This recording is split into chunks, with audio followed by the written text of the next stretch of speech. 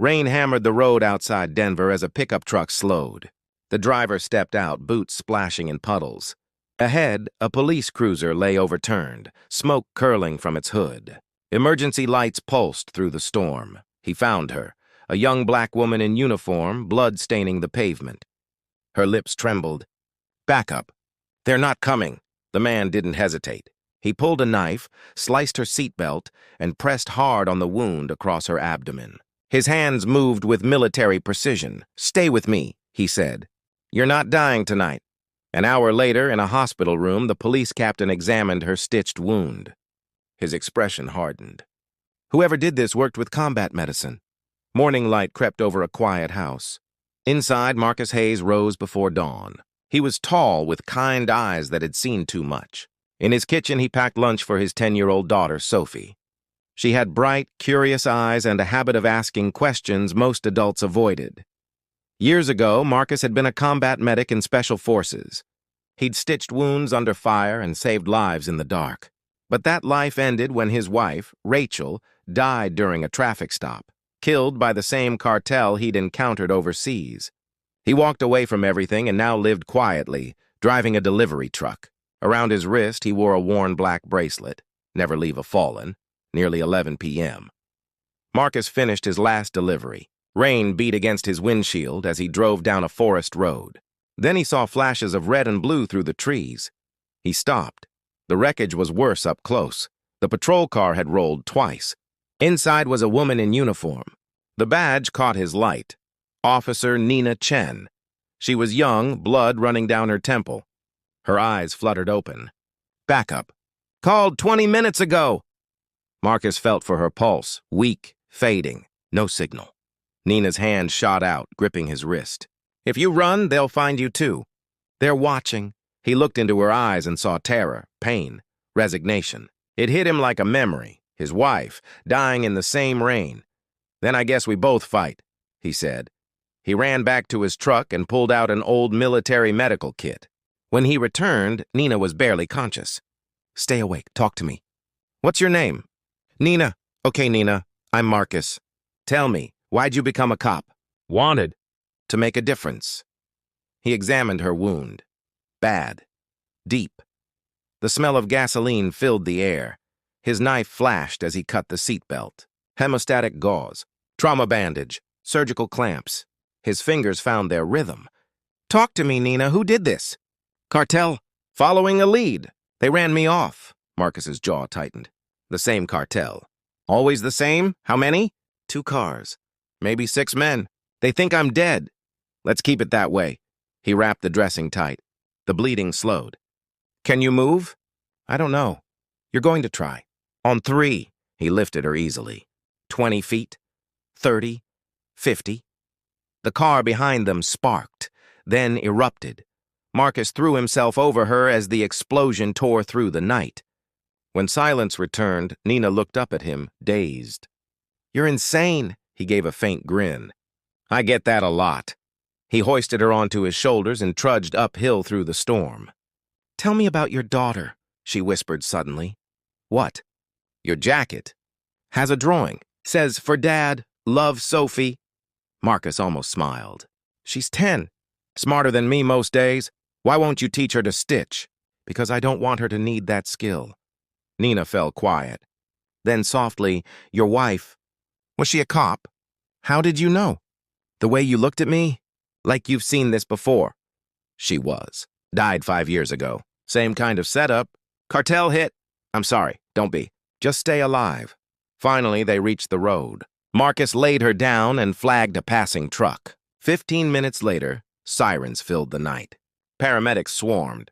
One froze when he saw the field dressing. Whoever did this saved her life. "That's combat medicine." Captain Raymond Stone arrived, a tall, commanding black man with silver hair. He looked at the wreck, then at Marcus. "You carried her half a mile through the rain." "She was dying." Stone studied him. "What branch?" Marcus's eyes hardened. "Special Forces. Combat medic. Honorably discharged 5 years ago. We'll need a statement tomorrow. I need to get home to my daughter." "Mr. Hayes," Stone called as Marcus turned to leave. "Thank you." You saved one of ours tonight. Marcus didn't turn back. Just did what anyone should do. As he climbed into his truck, he noticed something. His black bracelet was gone. He looked toward the ambulance. Nina was awake now, her eyes meeting his. She lifted a trembling hand. Wrapped around her wrist was his bracelet. Marcus nodded once, then drove off into the night. By morning, the storm had cleared. Sophie sat at the kitchen table, coloring. Her father moved silently around the kitchen, shadows under his eyes. "Dad? You look tired." Marcus forced a smile. "Storm kept me up." She tilted her head. "You hate lying," he chuckled softly. "Yeah, I do." But he couldn't tell her the truth, that he'd spent the night carrying a wounded officer out of a burning wreck, or that the same people responsible for her mother's death might have just reappeared. In the hospital, Officer Nina Chen woke to beeping machines. Captain Stone stood by the window, phone pressed to his ear. "I don't care about jurisdiction. Someone tried to kill my officer, and I'm not letting that go." He turned toward her. "You're lucky. Another minute and you'd have bled out." Nina frowned. "The man who found me, did you get his name?" Stone nodded. "Marcus Hayes, Army medic, Special Forces, discharged 5 years ago." Nina's eyes softened. "He saved my life. Yeah, and I'm not sure he's done saving people yet." That afternoon, Marcus's phone buzzed. "Hayes," he answered. "Mr. Hayes, this is Captain Stone, Denver PD. I need to meet." "It's about Officer Chen." Marcus hesitated. 1 o'clock. The diner was quiet when Stone arrived. Marcus sat by the window, nursing coffee. "Captain? Mr. Hayes?" Stone slid into the booth. "You carried her half a mile after the explosion." "She couldn't walk. You also used military-grade treatment under pressure." Marcus stared out the window. Old habits. Habits like recognizing a cartel ambush. Marcus's eyes narrowed. "You think I know them?" "I think you've seen something like it before." Stone spoke quietly. "I ran your name. Your wife, Rachel Hayes, killed in a vehicle explosion 5 years ago.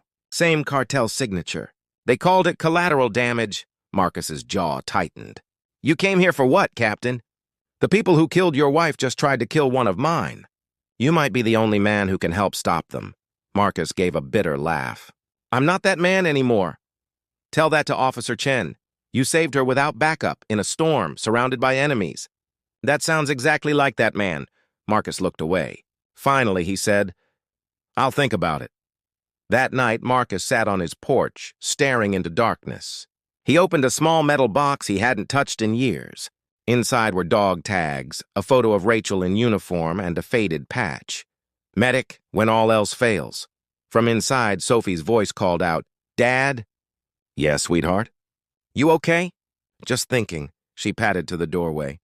"About Mom?" Marcus froze. Sophie sat beside him. "You always look at her picture when it rains." "You think I don't notice, but I do." He wrapped an arm around her. "You notice everything. Just like her." Sophie leaned against him. "Mom used to say heroes don't wear capes." Marcus looked at the horizon. "Your mom was the real hero, kiddo." "Then what are you?" He smiled sadly. "Just someone trying to make things right." The next morning, as Marcus drove Sophie to school, a black SUV appeared in his rearview mirror. It stayed there. Too long, too close. He slowed. So did they. When Sophie jumped out, Marcus waited until she disappeared inside. Then he drove toward the industrial district. At the next corner, he turned sharply. The SUV followed. He parked beneath an old bridge. A man stepped out, slick hair, expensive suit, sunglasses. Marcus rolled his window down. "Can I help you?" The man smiled. "Mr. Hayes, isn't it? My employer appreciates what you did for Officer Chen." "And who's your employer?" The man's smile widened. "Let's just say he prefers debts to be repaid, in his own way." A flash of recognition hit Marcus. The accent, the tone. "Cartel." The man leaned closer. "You saved one of theirs last night." "Maybe next time you won't be so lucky." Then he climbed into his SUV and drove off. Marcus sat still. Pulse steady but mind racing. He'd tried to leave that world behind, but the world wasn't done with him yet. That night, Marcus sat at his table staring at cold coffee. His eyes flicked toward the window. A car had passed 3 times in the last hour. He reached beneath the table, opening a hidden compartment. Inside was a lockbox containing a handgun and a flash drive labeled R file. He hadn't touched it since Rachel's death. He turned on the TV. A reporter stood outside the hospital. Officer Nina. Chen remains in stable condition following last night's crash. Authorities suspect the involvement of a major drug syndicate.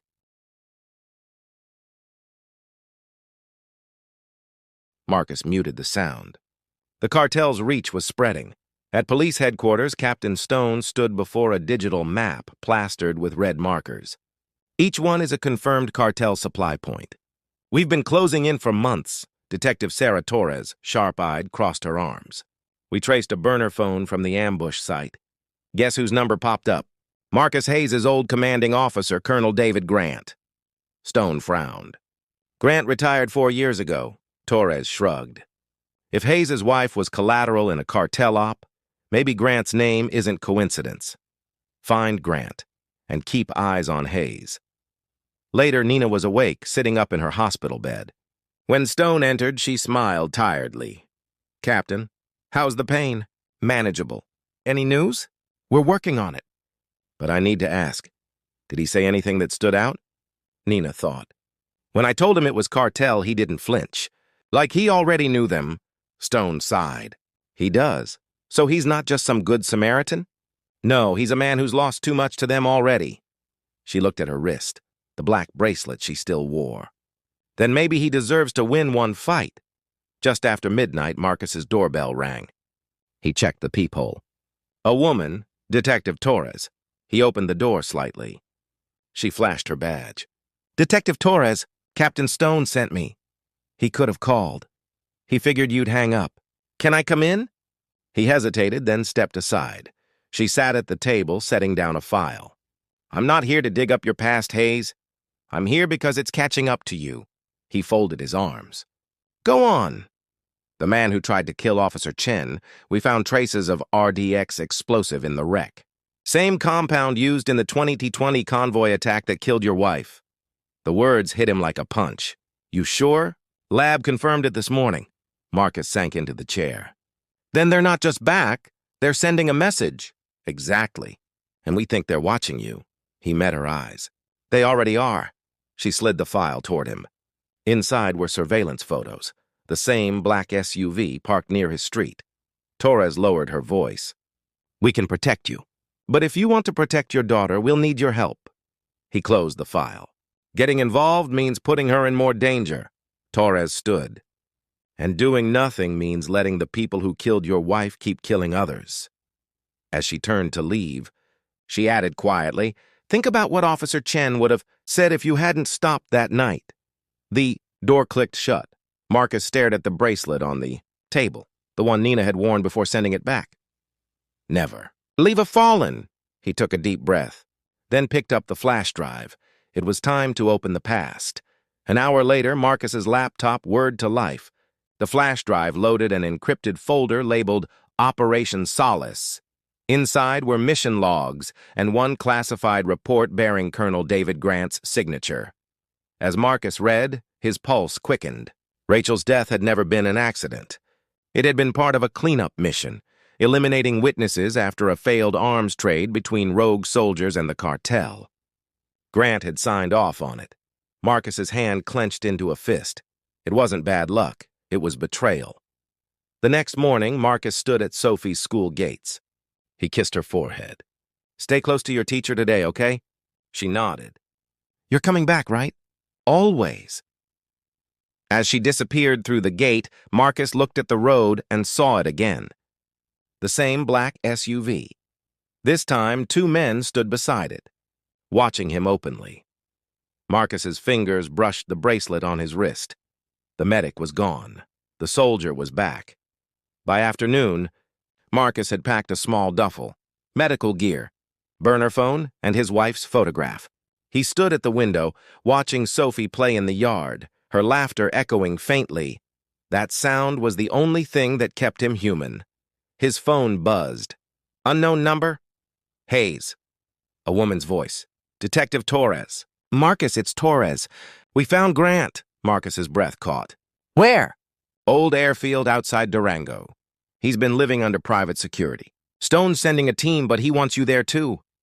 Marcus hesitated. I'm not part of your department. Maybe not, but Grant won't talk to cops. He'll talk to you. By sunset, Marcus's truck rumbled down the empty highway. Torres sat beside him, flipping through Grant's old military reports. He trained most of your unit. You must have trusted him. I did, Marcus replied quietly. He taught me how to stop a man's bleeding and how to pull a trigger when you can't. Then why'd he do it? Because everyone's got a price. You sure you're ready for this? No, but I've waited 5 years. The airfield was nothing more than abandoned hangars and rusted fences. 2 armed guards stepped out, but when they saw Marcus, they didn't reach for weapons. One pressed a radio. He's here. Moments later, the door opened. Colonel David Grant stepped out, older now, gray in his beard, a limp that hadn't been there before. But the eyes were the same.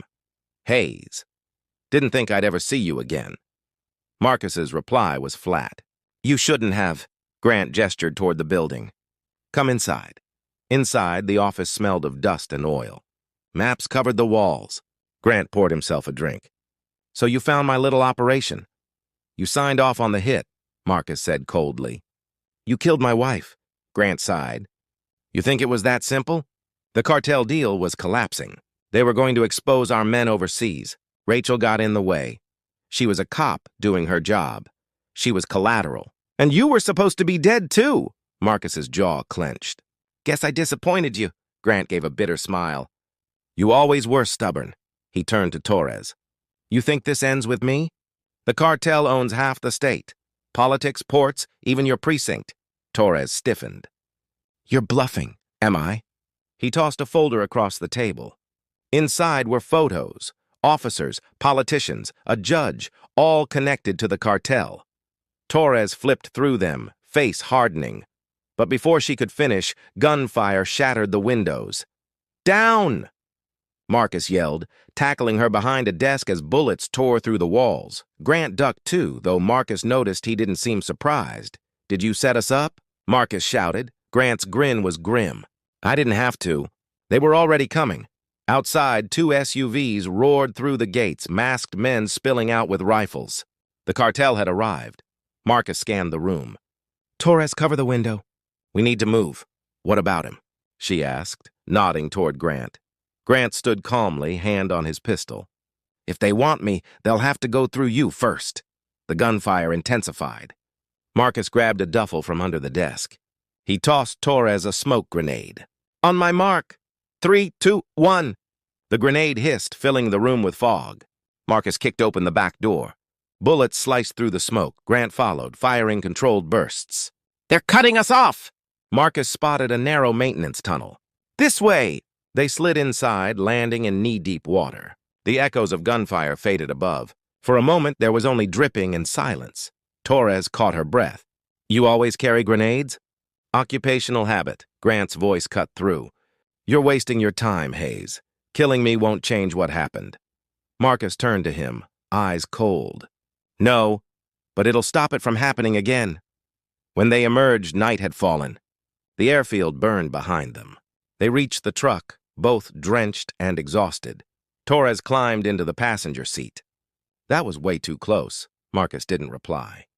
He watched the flames until Grant's shadow appeared in the firelight. The colonel was alive, limping toward them. Torres reached for her gun, but Marcus held up a hand. Let him come.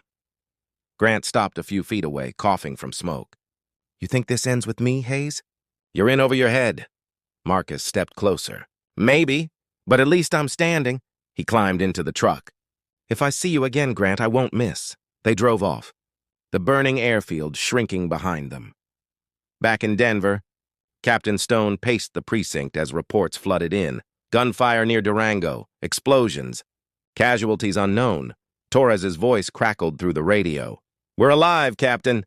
Got confirmation. Grant was behind Rachel Hayes' death. But there's more. The cartel's reaching inside law enforcement. Stone's face hardened.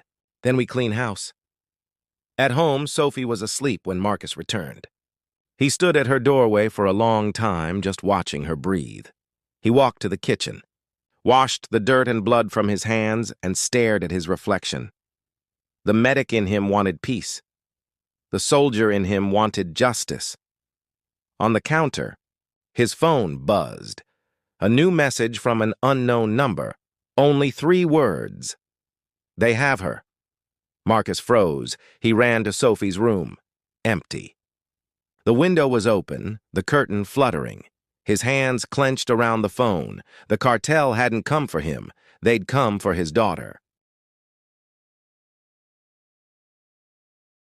The night split open with silence that screamed louder than gunfire. Marcus stood in Sophie's empty room, her lavender shampoo scent still hanging in the air. His phone buzzed again. A video. Sophie, tied to a chair, duct tape across her mouth. Behind her stood 2 masked men, their tattoos unmistakable, the cartel's insignia. Then a voice spoke off-screen. Smooth, confident, cruel. "Mr. Hayes, you cost us money. You cost us men. Now you'll pay in blood. Bring us the ledger, the one your wife stole, or your little girl won't see another sunrise." The video ended. Marcus grabbed his duffel bag, shoved in extra ammunition, and tore open the false bottom of the hallway cabinet, revealing weapons he'd sworn never to touch again. The medic was gone. The soldier was back. By dawn, he was driving south, through empty highways and forgotten towns. Every mile brought him closer to the border. Detective Torres called. "You disappeared. Stone's losing it. Where are you? I'm getting her back. Marcus, you can't storm into Mexico alone. This is a death sentence. Then it'll be the last one they write." She cursed. "At least tell me where they're keeping her." "I don't know yet, but I know who does." Hours later, he pulled up outside an old mechanic shop on the edge of El Paso. Colonel Grant was there, bruised and limping but alive. Grant didn't flinch when Marcus stepped out, gun drawn. "Thought I'd see you again." "You know where they took her," Grant sighed. "You think I still work for them? I was disposable the moment you escaped that fire." "Then prove it." Grant reached into his jacket, slowly, and pulled out a folded map. "They'll keep her here," he said, pointing to a compound in the desert, just across the border. "Old airstrip, fortified, only one way in." "And out?" Grant met his eyes. "There isn't one." Marcus pocketed the map. "Then I'll make one." That night, Marcus crossed the border under cover of darkness. No backup, no reinforcements, only rage and memory as his weapons. He reached the compound just before midnight. Floodlights swept the desert, guards patrolling with rifles. Marcus watched from a ridge, counting their movements, their blind spots. He moved like a ghost, one guard down, silent chokehold, another, knife through the throat before he could shout. He was inside. Through cracked windows he saw Sophie, locked in a small room, crying but alive. His breath caught. Then a voice echoed behind him. "Nice to see you, Hayes." Marcus turned slowly. Colonel Grant. But this time he wasn't limping. He wasn't weak. He was armed and smiling. "You think I gave you that map to help you?"